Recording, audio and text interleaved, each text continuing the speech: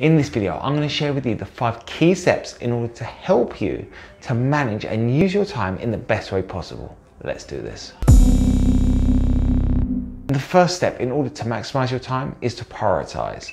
I get told all the time that people don't have the time to do the thing that they want to do or they feel they should do because they're just so busy. When in fact, that isn't always the case, because maybe we're prioritizing certain other parts of life which might be fun or enjoyable, but are not leading us onto our end goal, which is whatever it is that you want. So if you can start prioritizing your time in a more productive way, it means that you can still have fun doing the things that you want to do, but also push the things which are going to aid your life into the forefront. And the second step is to stop procrastinating. And procrastination is something which leads you to feel that you've got everything under control because you can do it later. You've got more important things to worry about, or I'll just watch one more show on Netflix and get that task done.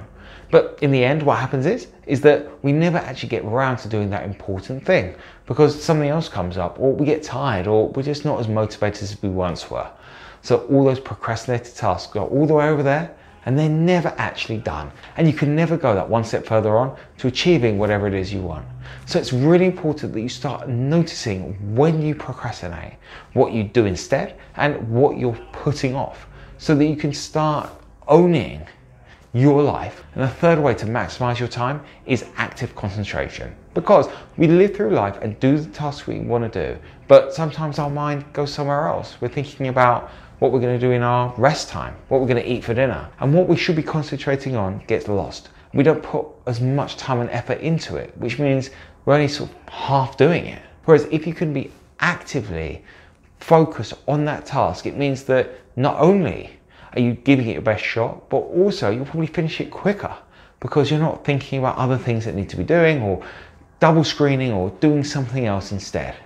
It's all about giving your all to that task because it means that you're more likely to succeed, to maximize your time and finish the task in the best way you can. And step number 4 is to learn to deal with stress, because stress comes up when things don't go right, you've been spending a long time doing that task, or you just can't work out the next best step. So if you could start to manage stress in a more productive way, it means that you won't start running away from it. You can meet it head on. Because just like all of our emotions, stress is just trying to show you that there's something important that needs sorting out. And if you keep on moving away from stress, you're never going to sort it out and you'll never go that step further on. What you need to start to do is when you feel stress, rather than running, start thinking to yourself, how can I start managing this? The term feel the fear and do it anyway comes to mind because there's a part of you that really wants to achieve that thing. And by running all the time, you're not going to get it done.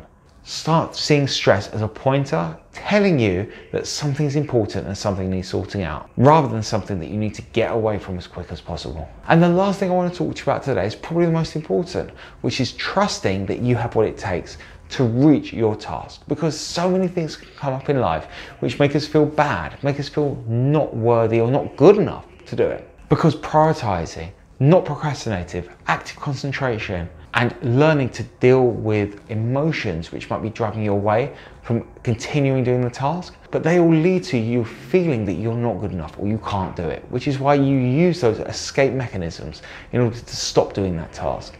So instead, why don't you start connecting to yourself as someone that's capable, someone that's willing and able to do whatever it is you want to do and succeed at it. Okay, it might not go right the first time, but you can keep on going, learning from your mistakes, and in the end, with those 5 steps that I've told you, you can actually achieve your end goal. What I want to leave you with is this. There's no way to create more time. Unfortunately, time is the master of us all. Yet, if you can learn to prioritize and use your time in the most productive way possible, it makes it all the more likely that you'll get whatever it is that you want. Start learning to maximize your time and stop running away from those important tasks. And in the end, you'll look back and think, what was the big deal? Why did I not do this so much sooner? And then you'd have made time and used it in the best way possible. Remember to like this video, subscribe, see plenty more to come. And also any questions you want me to answer, please do leave them in the comment section down below and I'll answer them in a future video. See you next time. Take care. Bye bye.